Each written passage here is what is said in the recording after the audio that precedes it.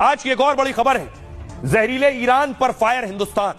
Khamenei, Iran के जो supreme leader हैं आयतुल्लाह खमनेई, इन्हें हिंदुस्तानी मुसलमानों की बहुत फिक्र हो रही।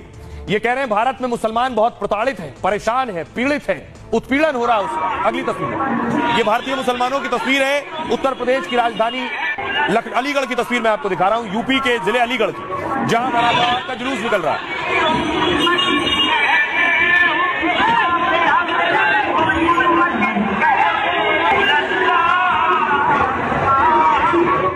तो मुसलमान भारत में अपने धर्म और धार्मिक कार्यक्रमों का जुलूस सड़क पर निकाल रहे हैं, लेकिन ईरान में महिलाओं को हिजाब के नाम पर पीटा जा रहा है, मारा जा रहा है।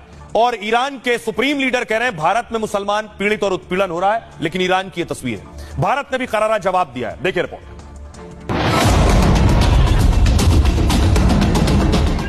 भारत में मुस्लिम पूरी आजादी से त्योहार भी मनाते हैं और जुलूस भी निकालते हैं, लेकिन ईरान और खमनेई को यह नजर नहीं आता। खमनेई ने भारत के खिलाफ फिर जहर उगला है, मुस्लिमों के उत्पीड़न पर खलियाली आंसू बहाए हैं और कहा कि भारत में मुसलमानों को परेशान किया जा रहा है। इस्लाम के दुश्मनों ने हमेशा मुस्लिम एकजुटता को रोकने की कोशिश की है, हमें अलग थलग करने के प्रयास होते रहे हैं। अगर हम म्यांमार, गाजा और भारत के मुस्लिमों की पीड़ा से अनजान हैं, तो फिर हम खुद को मुसलमान नहीं मान सकते। खमनेई कभी आतंकियों के साथ नजर आते हैं, कभी हिजाब के बिना महिलाओं के ना निकलने का फरमान जारी करते हैं और विरोध करने पर महिलाओं पर अत्याचार करते हैं।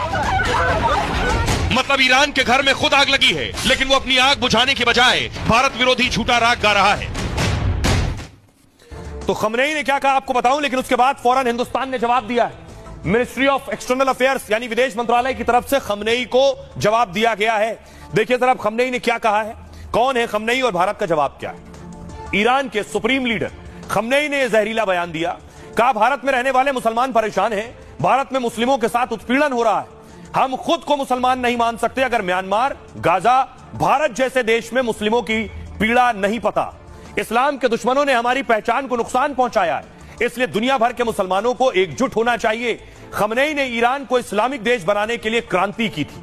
वो ईरान के सर्वोच्च नेता खमनेई के सहयोगी थे, खुमैनी के सहयोगी थे और खुमैनी की मौत के बाद सुप्रीम लीडर बन गए।